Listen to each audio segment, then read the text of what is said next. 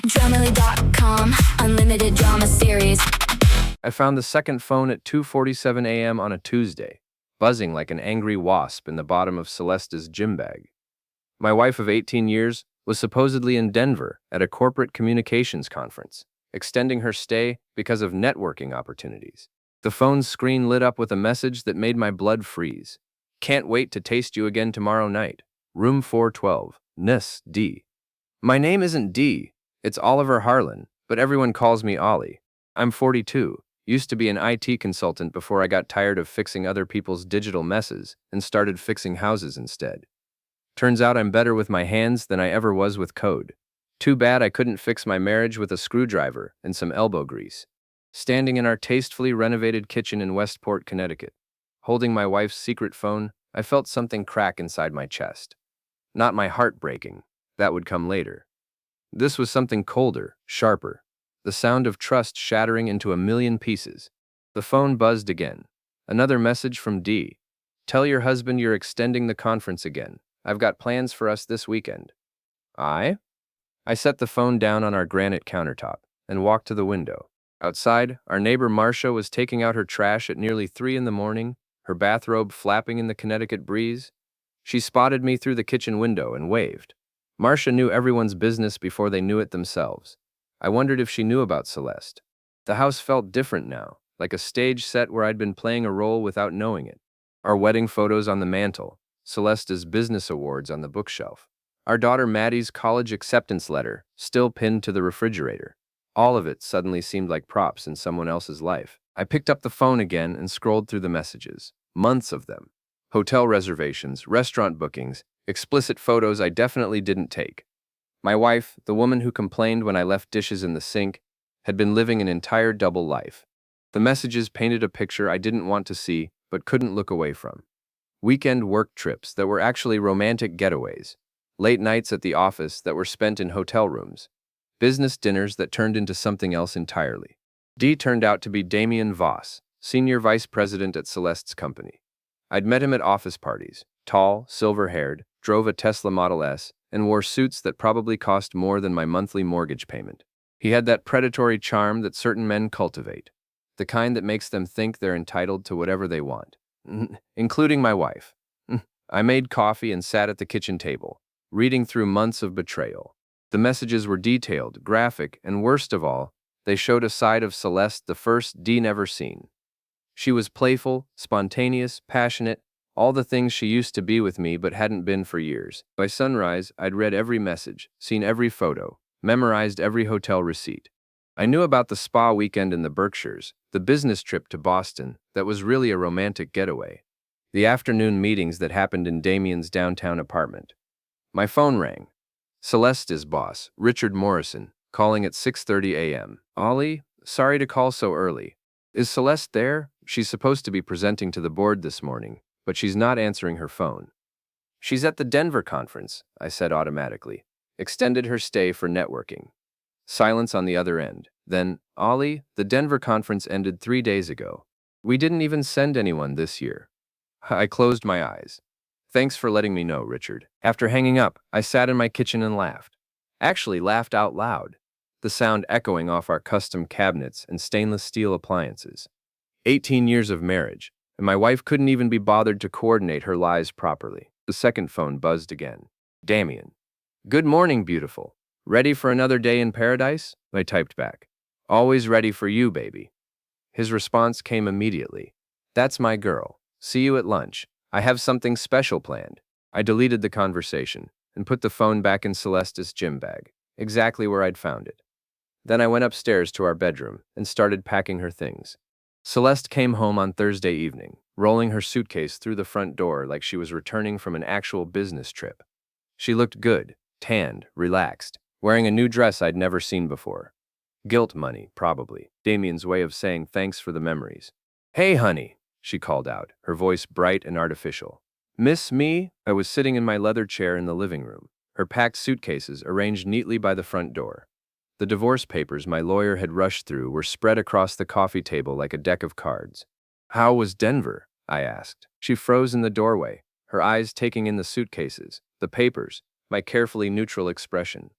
I watched her brain working, calculating, trying to figure out how much I knew and how much she could still salvage. It was productive, she said carefully. Lots of networking opportunities. I'm sure. Richard Morrison called looking for you yesterday. Seems like he was confused about which conference you were attending. Her face went pale under her new tan. Ollie, I can explain, can you? Because I'd love to hear how you explain this. I held up her second phone. Or these. I spread out printed copies of her text messages across the coffee table, right next to the divorce papers. Celeste dropped her suitcase and sank onto the couch. For a moment, she looked like she might cry. Then something shifted in her expression, and I saw the woman she'd become. Calculating, defensive, ready to fight. How dare you go through my private things, she said. Your private things? In our house? Paid for with our money? I laughed, but there was no humor in it. That's what you're going with? Invasion of privacy? You had no right. I had every right. I'm your husband. Or was, anyway. I gestured to the papers. Sign them. She glanced at the documents, then back at me. Ollie, please, let's talk about this. It's not what you think. It's not what I think. Then explain these photos, Celeste. Explain the hotel receipts. Explain why you're telling Damien Voss that you love him while you're lying to my face about business conferences. She was quiet for a long moment. Outside, I could hear Marcia's dog barking and the distant sound of traffic on the post road. Normal suburban sounds for a completely abnormal moment. It just happened, she said finally. We were working late, and there was this connection for 8 months? It just happened for 8 months? Her shoulders sagged. No, it didn't just happen. I chose it. At least she was being honest now. I had to give her that. Why? I asked. Because you stopped seeing me. When was the last time you really looked at me, Ollie? When was the last time we talked about something other than home repairs and grocery lists and Maddie's college expenses? So you decided to fuck your boss instead of talking to your husband. She flinched at the profanity. Celeste hated crude language, which made her text messages to Damien even more jarring. Apparently, she saved her dirty talk for him. It wasn't supposed to go this far, she said. It was just, he made me feel alive again. And I made you feel what? Dead? Invisible. The word hung between us like a blade. You made me feel invisible. Maybe she was right. Maybe I had stopped seeing her, stopped trying. Marriage was work, and I'd been putting all my energy into actual work, into fixing other people's houses while mine fell apart from the inside. But that didn't excuse what she'd done. That didn't excuse the lies, the betrayal, the months of deception. Sign the papers, I said again. What about Maddie? What about our life together? Maddie's 19 and in college. She'll survive. As for our life together, you ended that when you started your life with him. Celeste picked up the divorce papers and flipped through them. My lawyer had been thorough. 50-50 split of assets, no alimony since we both worked, joint custody of our adult daughter who didn't need custody anymore. This is really what you want? She asked. This is what you chose when you chose him. She signed the papers with shaking hands, her signature barely legible. When she finished, she looked up at me with tears in her eyes. I did love you, Ollie. I still do. No, I said, taking the papers from her. You loved the idea of me. The husband, the house, the life we built. But you didn't love me enough to fight for it when things got hard. You loved me enough to lie to me, but not enough to be honest with me. She stood up, wiping her eyes. Where am I supposed to go? I don't know. Maybe Damien has room in his apartment. Or maybe Kendra will let you crash on her couch. Kendra was Celeste's best friend and biggest enabler. The one who covered for her girls' nights that were really date nights. You're really going to throw me out? After 18 years? You threw yourself out 8 months ago. I'm just making it official. She grabbed her suitcases and headed for the door. At the threshold, she turned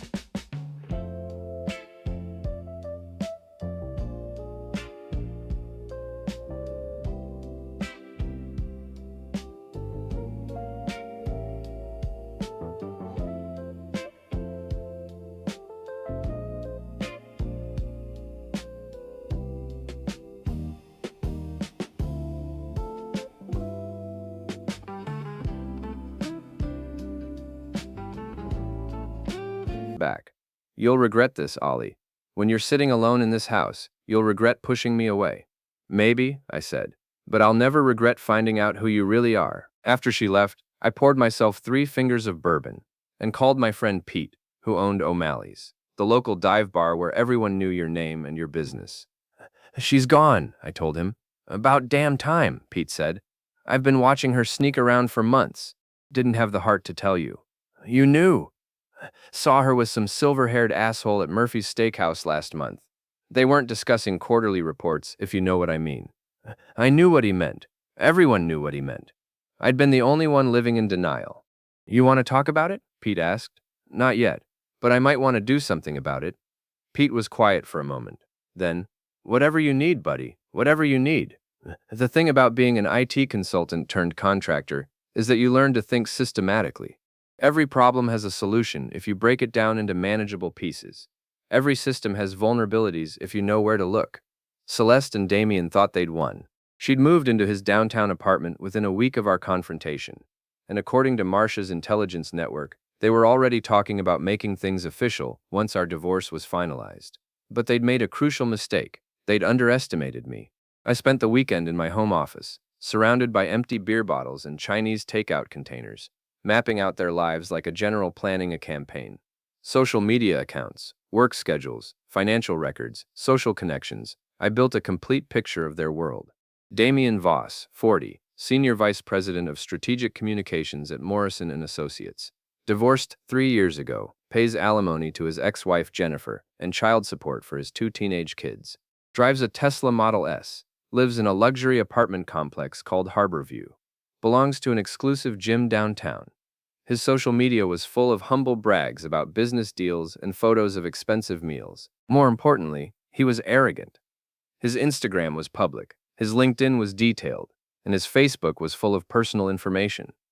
He posted about his location constantly, tagged his favorite restaurants, and shared photos of his apartment's city view. He might as well have published his daily schedule in the newspaper. Celeste was more careful, but I'd been married to her for 18 years. I knew her patterns, her weaknesses, her fears. She was terrified of public embarrassment, obsessed with her professional reputation, and completely dependent on her social circle for validation. That gave me everything I needed. My phone rang Monday morning.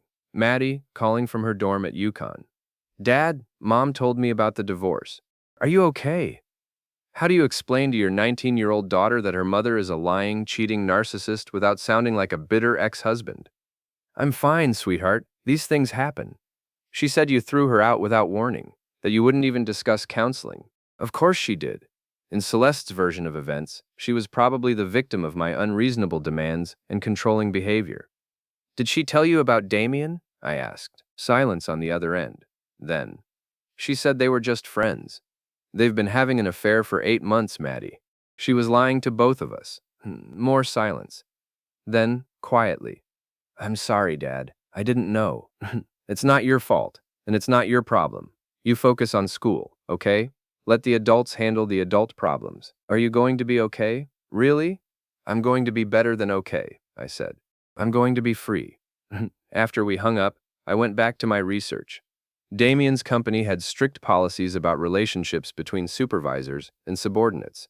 Their employee handbook, available on their website, was very clear about disclosure requirements and potential conflicts of interest. More interesting was Damien's financial situation. Despite his high salary and expensive lifestyle, his credit report showed significant debt. The alimony and child support were eating up most of his income, and he was leveraged to the hilt on his apartment, his car, and his country club membership. He was living beyond his means, trying to maintain an image of success that was mostly smoke and mirrors. That made him vulnerable. Celeste's vulnerability was simpler, her reputation. She'd built her career on being the perfect corporate wife, the woman who had it all together. Her social media was curated perfection. Beautiful home, successful marriage, accomplished daughter. Her professional image was built on trust and reliability. All of that would crumble if people knew the truth. I started with small things. Anonymous tips to HR about their relationship, copies of their text messages sent to key people at their company, photos of them together at restaurants and hotels posted to local gossip forums. The rumors started spreading immediately. Westport was a small town despite its wealthy facade, and corporate affairs were prime gossip material. Within days, people were talking. Celeste's friends started asking questions. Damien's colleagues began to whisper. But that was just the appetizer. The main course would require more planning. I called Pete Tuesday evening. Remember what you said about helping me with whatever I needed? Sure. What did you have in mind? How would you feel about catering a party? What kind of party?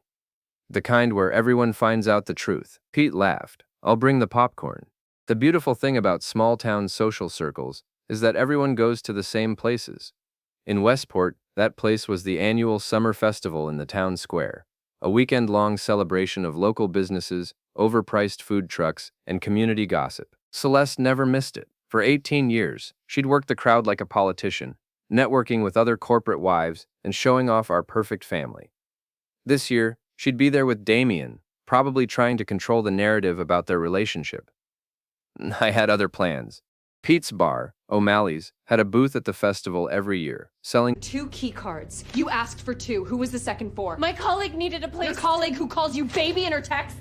Watch more on Grammarly.com. beer and wings to the crowd. More importantly, Pete had connections with the festival's tech crew, the guys who ran the sound system and the big screen they used for announcements and local business advertisements. You want me to do what?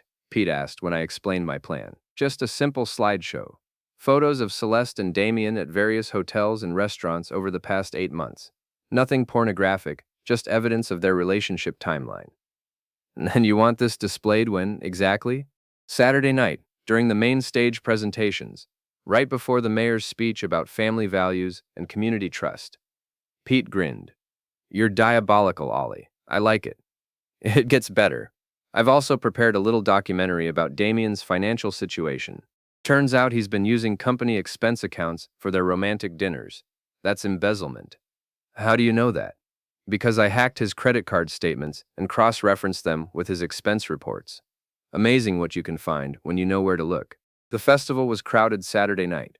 The town square packed with families and couples enjoying the warm summer evening. I spotted Celeste and Damien near the main stage, holding hands and playing the happy couple for anyone who was watching.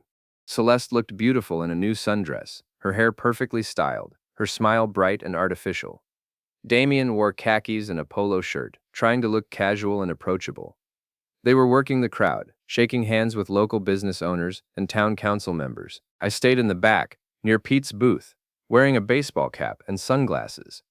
Just another divorced dad having a beer and watching the show. The slideshow started at 8:47 p.m., right after the high school marching band finished their performance. The big screen flickered to life with a title slide. The Real Story, a timeline of betrayal. The crowd went quiet as the first photo appeared. Celeste and Damien kissing outside Murphy's Steakhouse. Time-stamped 3 months ago. Then another.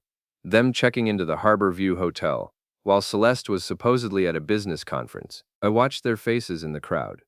Celeste went white, her hand flying to her mouth. Damien looked around frantically, trying to figure out who was responsible. The photos kept coming. Hotel receipts, restaurant bills, vacation photos from their business trips. Each image was time-stamped and cross-referenced with Celeste's lies about her whereabouts. The crowd began to murmur, then whisper, then talk openly. People pointed at Celeste and Damien, who were trying to push through the crowd toward the exit. But the best was yet to come. The final section of the slideshow detailed Damien's embezzlement.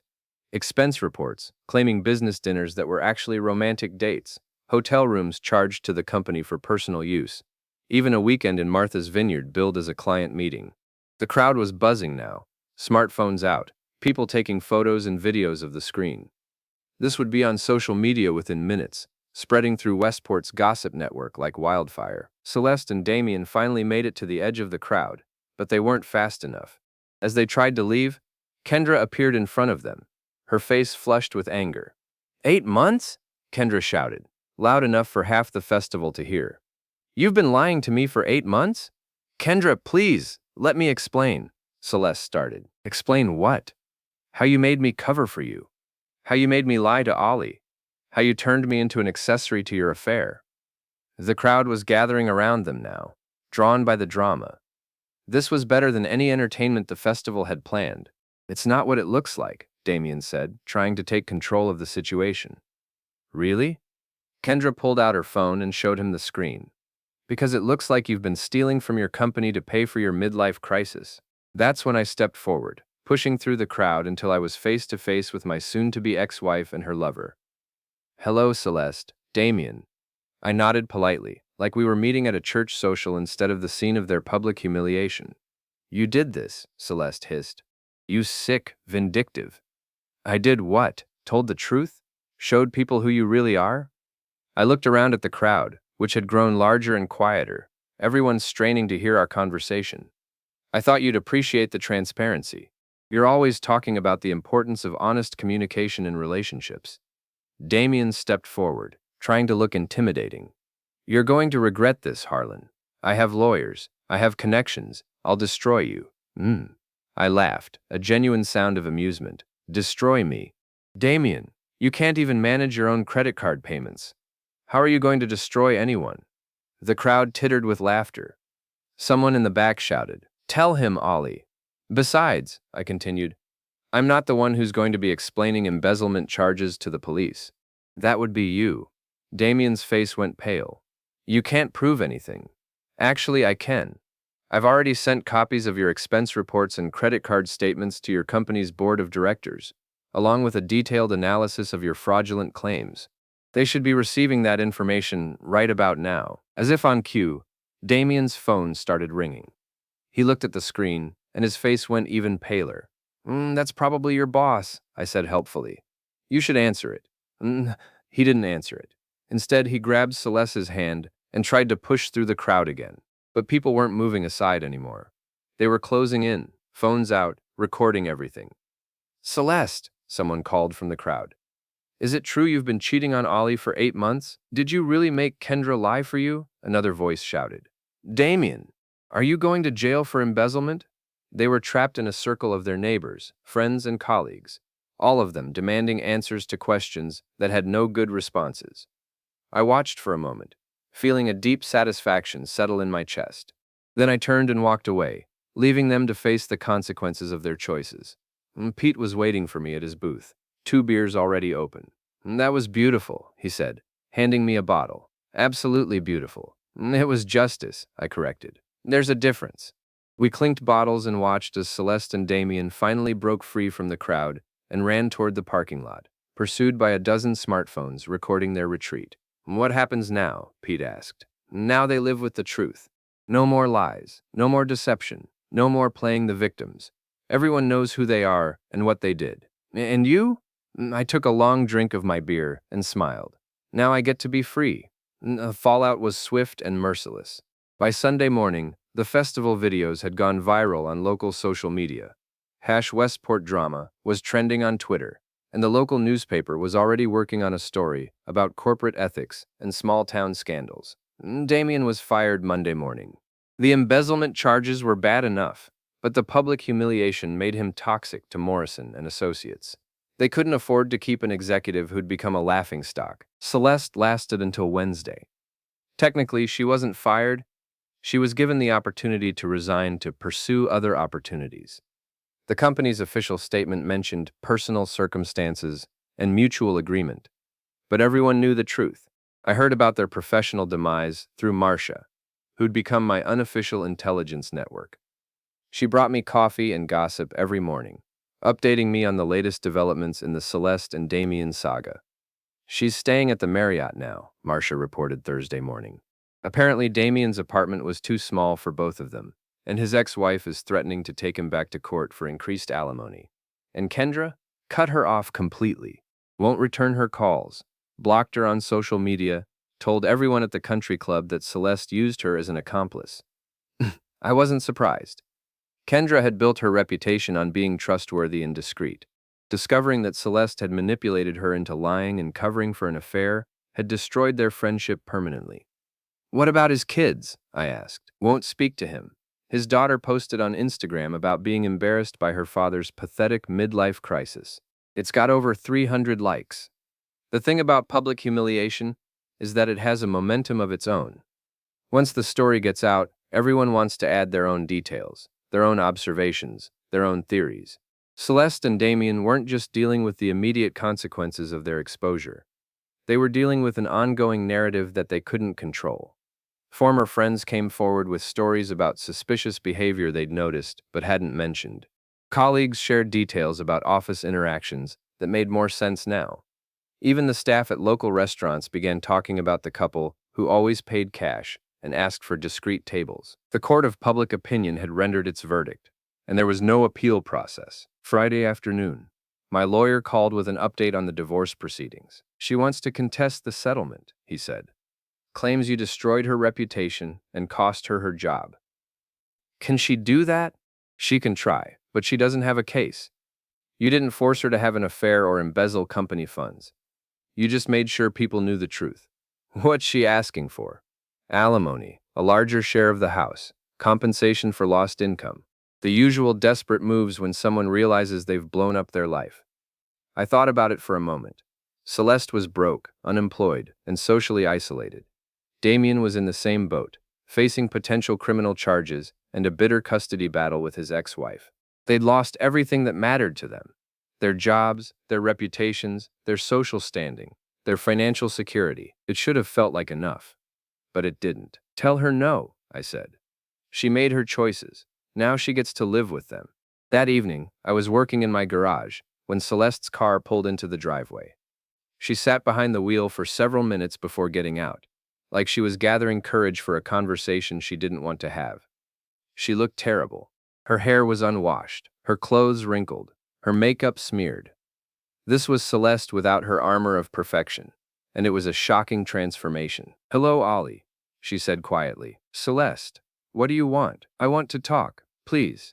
Just 5 minutes." I set down my tools and waited. "I know you're angry," she began. "I know I hurt you, but what you did, it was cruel." "Cruel?" I told the truth. "How is that cruel?"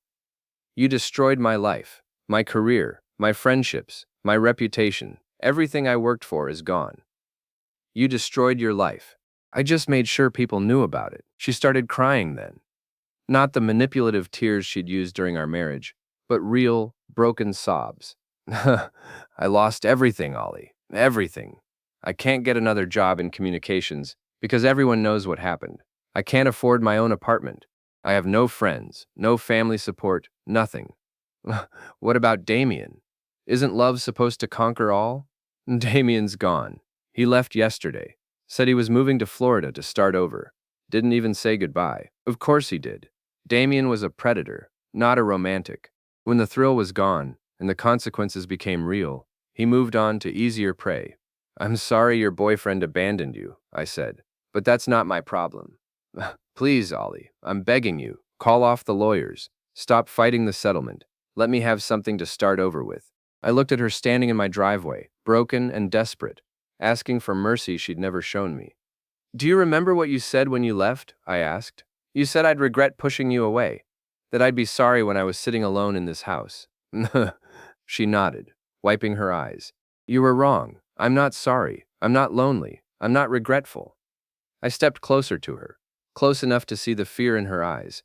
"I'm free. For the first time in years, I'm completely, absolutely free.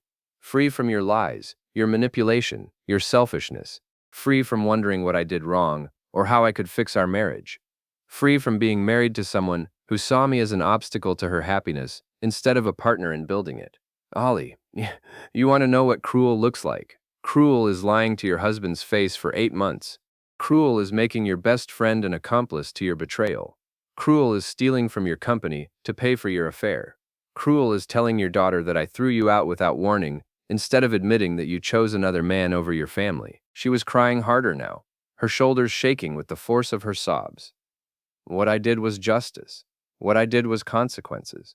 What I did was make sure that actions have meaning and choices have costs." I turned back toward my garage. "Now get off my property." "Please, Ollie, please. I'll do anything." I stopped and looked back at her one last time. "There's nothing you can do. There's nothing you can offer. There's nothing you have that I want." I smiled, and I knew it wasn't a kind expression. "You made your choice, Celeste. You chose him over me, lies over truth, selfishness over love. Now you get to live with that choice for the rest of your life. And every time you look in the mirror, every time someone recognizes you, every time you have to explain why you're unemployed and alone, you'll remember that you did this to yourself." She stood in my driveway for another minute. then got back in her car and drove away. I never saw her again. 6 months later, I heard through Marcia that Celeste had moved to Arizona to live with her sister. She was working as a waitress and trying to rebuild her life far from the wreckage of her old one. Damien had indeed moved to Florida, where he was arrested for tax evasion and served 8 months in minimum security prison. His ex-wife got full custody of their children and increased alimony payments. As for me, I finished renovating the house and sold it for twice what we'd paid for it. I bought a smaller place near the water, started my own contracting business, and began dating a woman named Sarah who owned a bookstore in town. Sarah didn't know about my marriage, my divorce, or my revenge. She just knew me as Ollie, the guy who fixed her leaky roof and asked her out for coffee afterward. Sometimes, late at night, I thought about what Celeste had said about cruelty. Maybe she was right. Maybe what I did was cruel, but it was also effective. And sometimes, when someone destroys your life, the only appropriate response is to destroy theirs right back. Not with violence or illegal acts, but with truth, with consequences, with the simple, devastating power of making sure everyone knows exactly who they really are. I sleep well at night in my house by the water. I sleep the sleep of a man who fought back and won, who refused to be a victim, who made sure that justice was served even when the system failed. I sleep the sleep of a man who is finally, completely, absolutely free.